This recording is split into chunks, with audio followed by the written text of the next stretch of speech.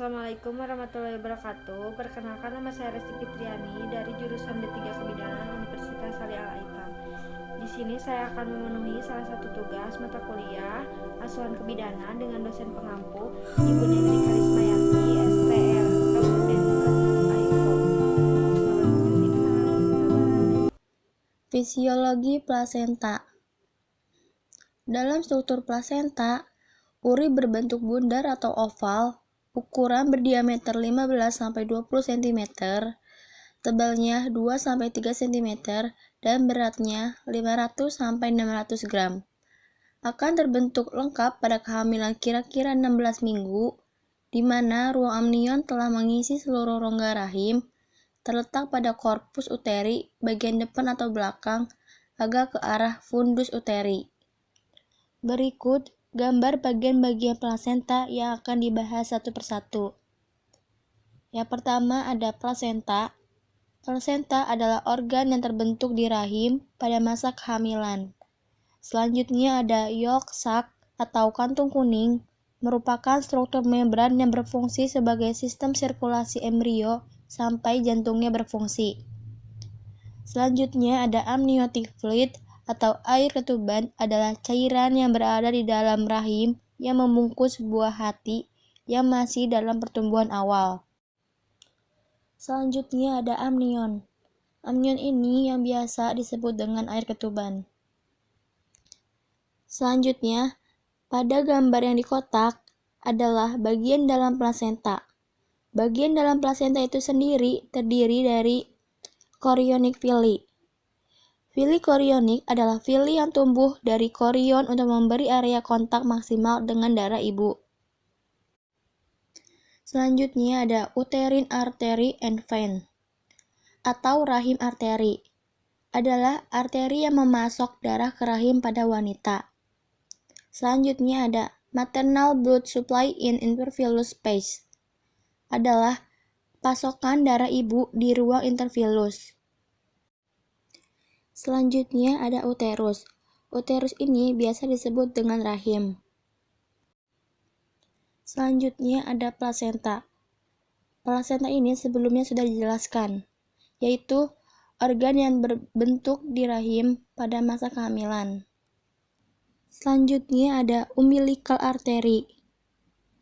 Arteri umbilikal membawa darah yang miskin oksigen kaya karbon dioksida dari tubuh fetus atau janin bayi ke plasenta, untuk kemudian darah tersebut dapat bertukar karbon dioksida dan memasukkan oksigen dari darah ibu melalui plasenta atau ari-ari. Selanjutnya ada umbilical vein. Vena umbilikal membawa darah kaya oksigen dan miskin karbon dioksida ke dalam tubuh fetus atau janin dan diedarkan ke seluruh janin tersebut. Selama minggu ketiga setelah konsepsi, sel-sel trophoblast villi chorion menyusup ke dalam desi-2 basalis. Karena kapiler uterus digunakan, arteria spiralis, endometrium, atau yang disebut dengan ruang terbentuk terisi darah ibu. Villi chorion membentuk ruang-ruang yang memiliki 2 lapisan sel, yaitu syncytium luar dan cytotrophoblast dalam. Lapisan ketiga berkembang menjadi septum-septum yang menancap, membagi desi-2 yang menonjol menjadi daerah-daerah yang terpisah yang disebut kotiledon. Setiap 15-20 kotiledon terdapat cabang villi chorion dengan sistem pembentukan pembuluh darah janin. Jadi, pada akhir minggu ketiga, darah embrio bersirkulasi di antara embrio dan villi chorion.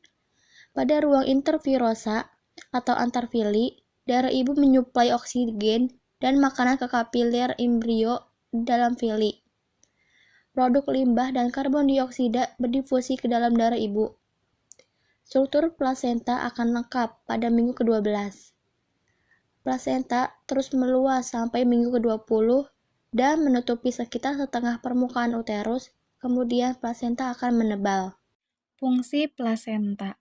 Menurut Faujia dan Sutejo tahun 2012, plasenta berfungsi sebagai alat pertukaran metabolik dan sebagai kelenjar endokrin yang memproduksi 4 hormon yang diperlukan untuk mempertahankan kehamilan dan menunjang embrio janin. Menurut sumber yang lain, plasenta berfungsi sebagai 1. Nutrisasi atau alat penyalur makanan kepada janin. Kedua, yaitu respirasi, alat penyalur zat asam atau pembuangan CO2. Yang ketiga, yaitu ekskresi, alat penyalur sampah metabolisme. Yang keempat, yaitu produksi, alat untuk menghasilkan hormon-hormon. Yang kelima, yaitu alat imunisasi atau alat penyalur bermacam-macam antibodi ke janin. Yang keenam, alat pertahanan yang menyaring obat-obat dan kuman yang bisa melewati plasenta. 4 hormon tersebut adalah hormon protein, hormon chorionic gonadotropin atau HCG, hormon plasenta laktogen atau HPL, dan hormon estriol. Dengan plasenta. 1. Stadium lakunar. Pertumbuhan bersifat masif dan infiltratif tidak teratur melalui peluluhan. Yang kedua, stadium jonjot primer. Merupakan penetrasi sel sitotrophoblas ke dalam massa sinothelium. Yang ketiga, stadium jonjot sekunder. Pertumbuhan mesengium korion pada jonjot primer yang membentuk percabangan jonjot. Yang keempat, stadium jonjot tersier. Merupakan pertumbuhan pembuluh darah janin pada jonjot plasenta yang terdiri dari 2 lapis epitel jonjot. Di dalam skroma jonjot ditemukan sel Hofbauer. Yang kelima, perkembangan plasenta dini. Merupakan pertambahan percabangan jonjot, kemudian berkurangnya jumlah jonjot ke arah lumen uterus, pembentukan selaput ketuban, pembagian ruang antar fili melalui antar sekat sehingga membentuk 15-12 katiledon. Yang keenam, plasenta berfungsi sepenuhnya. Yang ketujuh, awal regresi. Pembuluh darah melebar, stroma menebal dan menjadi kasar, sehingga lapisan sel semakin menipis. Dan yang kedelapan, perombakan bertahap di generasi perjamangan jonjot perifer. Variasi bentuk plasenta. 1. Plasenta succentufria atau plasenta yang terletak di samping merupakan sebagian plasenta terletak terpisah dan hanya terhubung melalui pembuluh darah di samping plasenta utama. Setelah kelahiran, plasenta tambahan ini dapat tertinggal di dalam uterus dan menyebabkan perdarahan dan infeksi. Yang kedua, plasenta praevia. Plasenta ini terletak di bagian bawah uterus dan pada kelahiran dapat menyumbat mulut rahim bagian dalam. Yang ketiga, mosaikisme plasenta. Plasenta ini memiliki bentuk mosaik kromosom, sedangkan kromosom fetus tetap normal. Yang keempat, abrupsio plasenta. Bahaya dari plasenta ini menyebabkan keguguran dan miscarriage.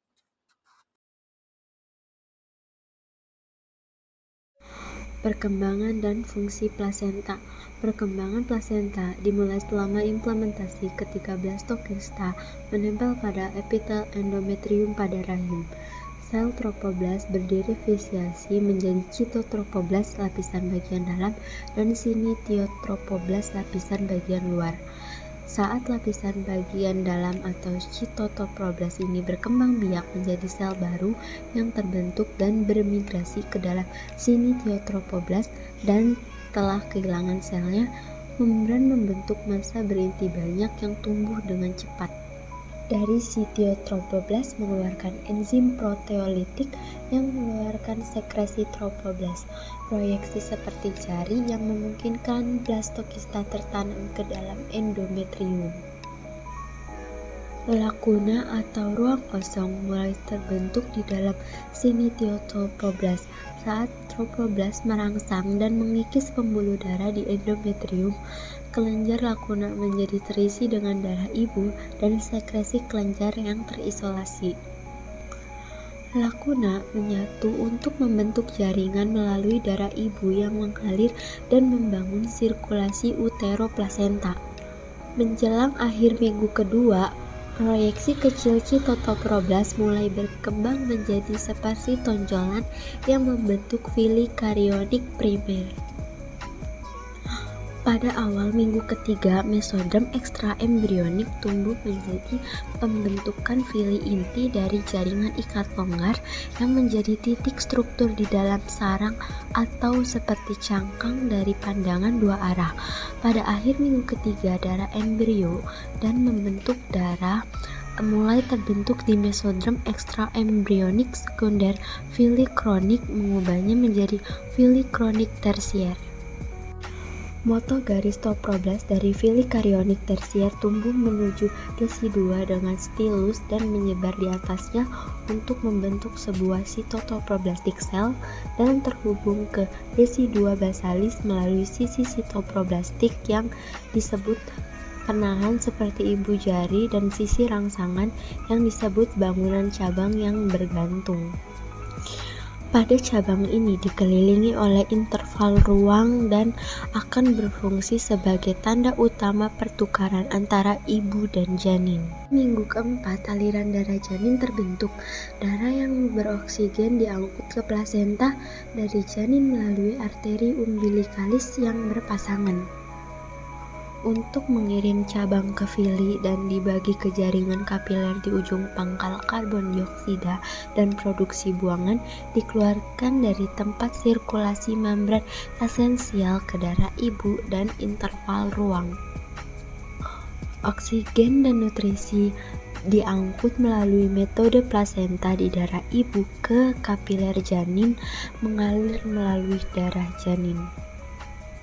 Mereka berkumpul membentuk satu pusar yang menuju ke janin, sedangkan pada kembali ke ibu melalui sirkulasi endometrium yang memudar atau terhenti oleh tekanan yang masuk ke dalam darah arteri.